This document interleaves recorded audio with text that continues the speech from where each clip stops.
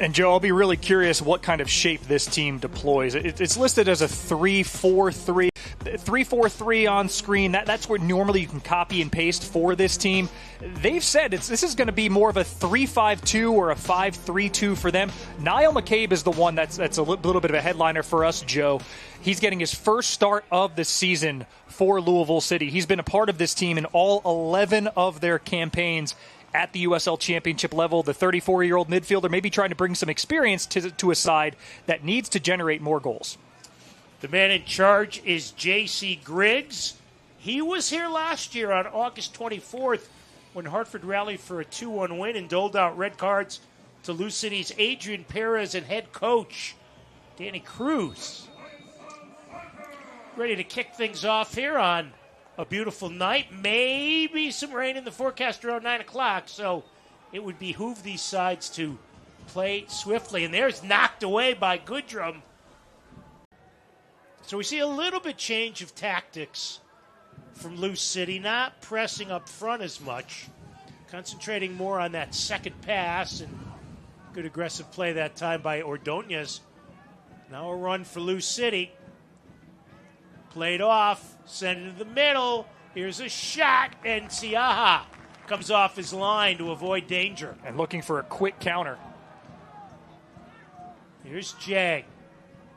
Second of the year. Yeah, studs up, reaching his legs in. That's always going to be a foul, and when you've already drawn a whistle a few times, that's how you get a yellow card through half an hour. Now, Lou City, we know that Danny Cruz is not afraid to make sweeping changes. That's one he's probably going to tuck away. He does have a number of very strong midfield options on his bench. Siaha puts a foot into it.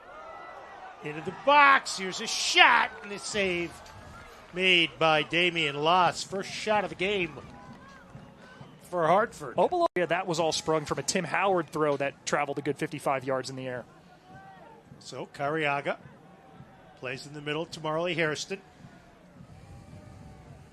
Played back in the midfield to Joe Farrell.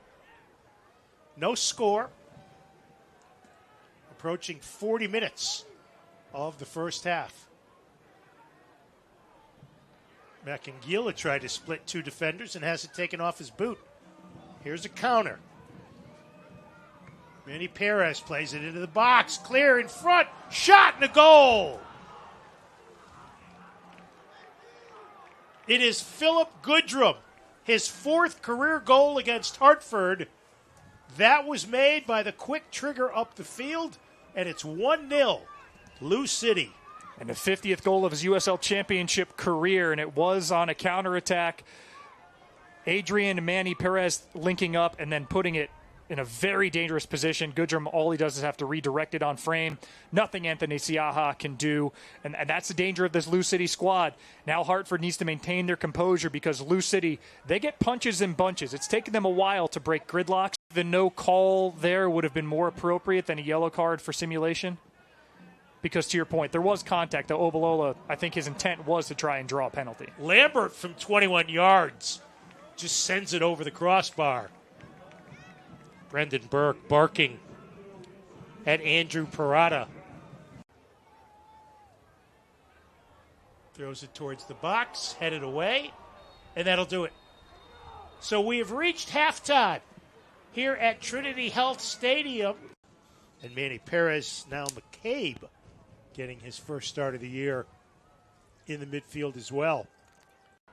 Nobody there, taken away. And that'll be a yellow.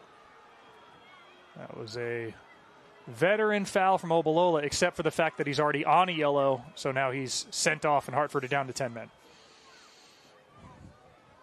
A young man, TJ Prestis, who had a great shift, but if you're going to get an equalizer, this is a type of substitution you have to make. Kyle Edwards, a trio of goals last season for Hartford. 12 of his 16 appearances came off the bench, so he's Jang controls the first and second headers. Well won. Into the box. Played for Jang on the run. A shot just wide.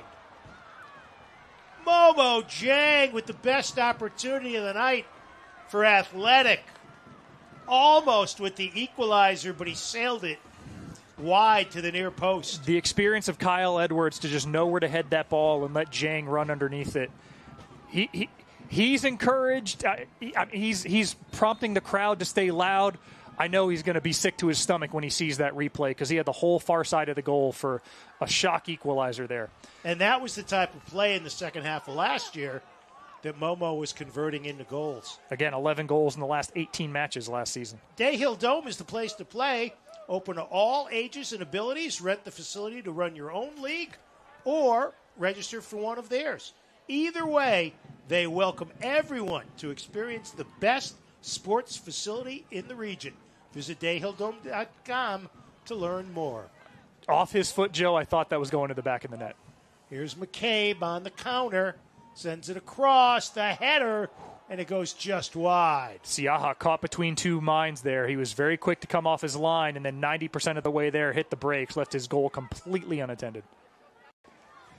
He'll try to throw this one deep into the box, where Hartford searching for the equalizer. Never gets to Farrell. Right back to Anderson. Now the chip into the goal, punched out by Las. Kept in the far side. Hartford pressing the attack, intended for Jang. And just kicked out of bounds out of the suite, so it's another corner for Hartford. Tell you, Hartford's making Lou City sweat more than I thought they would when they went a man down. This time it'll be Anderson from the near side. Crowd trying to urge Athletic on. Trailing 1-0 in the 88th minute. And Joe Farrell's a lead blocker of sorts for Momo Jiang. Outswinger, header, goal! We are all even at 1.